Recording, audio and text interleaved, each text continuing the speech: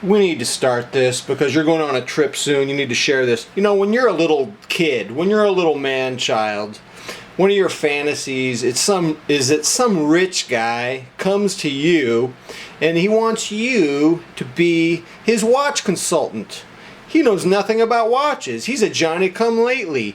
He's new on board. It'd be kind of fun to say, you know, where do you go, man? You start from scratch. What do you do? And you know, for a while, I was thinking that my Breitling Super Avenger 2, the Arabic numerals, would be my holy grail. And I don't know, I'm off it. It's too blingy. I think Invicta has imitated it for too long in too many ways. I just think it's too blingy, so I'm off the Breitling Super Avenger 2. It would be no longer on my short list. So if a rich individual who knew nothing about watches except he would know something about Rolex if he came to me, first I would get him an idea of, let's get some nice stuff, but let's not be gross about it. Let's not, you know, when it comes to cars, for example, for me the upper limit would be to get a Tesla S.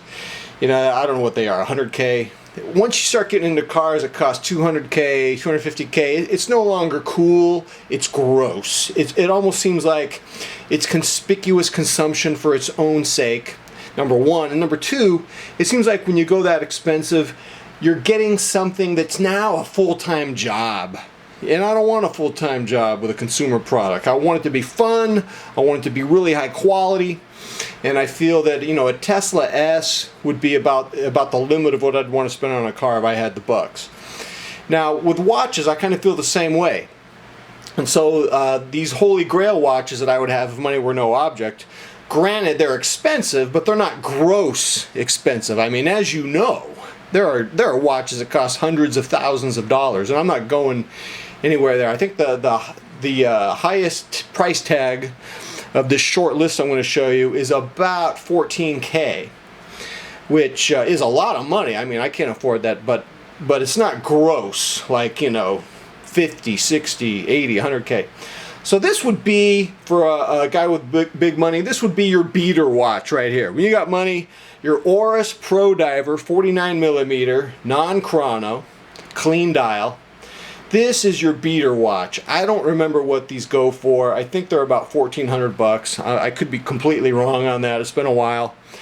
I need to revisit this watch. You know, I think I saw one in a jewelry store a few months ago, and I actually was underwhelmed by it in the case, but looking at it here, I need to give it another chance. My only other concern is those polished bracelets. Man, they seem like they could scratch, but I like it. I would consider recommending this for a rich guy who needs a daily beater watch. I would tell him to get this, and that's great. You know, if he wanted a 49. Now let's be real here. This is complete vicarious shopping here. This would all be based on my taste and my arm size and everything. So of course, this rich guy would have to be my doppelganger. He would have to be my double.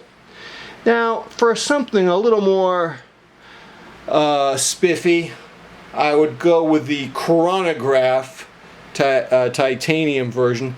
I think these are 4,000, and I think if I was going to grail out on a watch, I think I would get this over the Breitling Super Avenger. The thing is, when you buy the power jewelry like Breitling and Rolex, the one thing you do have is you've got resale value on your side. I don't know what the resale is on Oris, but I doubt it's going to be as high as a Breitling. But I do like this. This is not my favorite photograph of this Rambo. Let me see if I can find another photograph of it. Ah, yeah, there you go. This would be a good, and who knows, maybe the rich guy would say, I just want the chronographs, forget the non-chrono version, this will be my daily beater. It's only 4K, no big deal. And so the same guy now, he's got one or two watches, and I'm going to get him a couple more. Think, I want to give him one more Oris to think of, and this is one of my favorite Oris watches. Sometimes you can see these for 2,200 bucks. This is the Aquis. I believe I'm pronouncing it right. I think one of you explained to me how to pronounce it. This is the gray Oris Aquis chronograph. 46mm. Love it. Ooh, very nice. Very classy watch. You know, doing this little exercise has kind of made me think. When I get back from my vacation, I'll be going on a vacation next week. I'll be gone for a bit.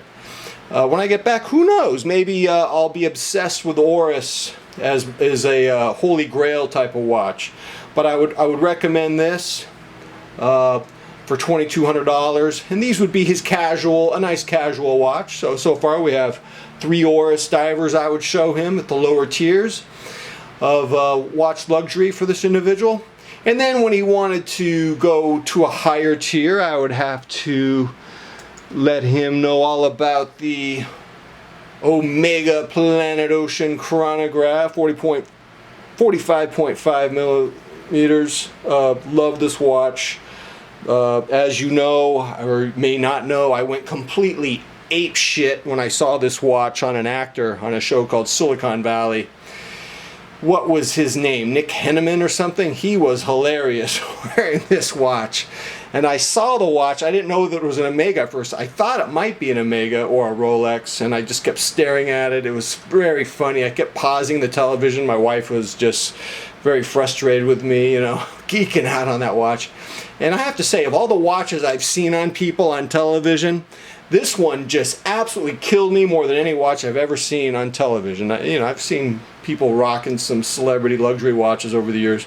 There was something about the whole look of this watch absolutely killed me. It was stunning. Now, if this individual had to go to power meetings and needed some real power jewelry, and I can understand that. And you know, Rolex actually makes a watch that I like a lot, and it's the Deep Sea Dweller with a blue dial. And these are $14,000, and I believe they are. And they look pretty good, and I would have no trouble recommending that. That would be it. You know, I don't know if you'd get all of those Orises that I showed him. He might only get 1 or 2, but you know, with this Deep Sea Dweller and the Planet Ocean as his more like his luxury dressing up watches, and then he could just play around with those 3 Orises, I think his complexion would be complete, and that would be a sweet deal. And so that's all I have. There was just a vicarious exercise. What do you say? I'm a little kid. My wife took the children to swim lessons. I thought I'd get this out of my system. And who knows? Maybe it did the opposite. Maybe I'm going to come back from my vacation and I'm going to be completely obsessed with those Oris divers. We shall see. Until next time, I'm out.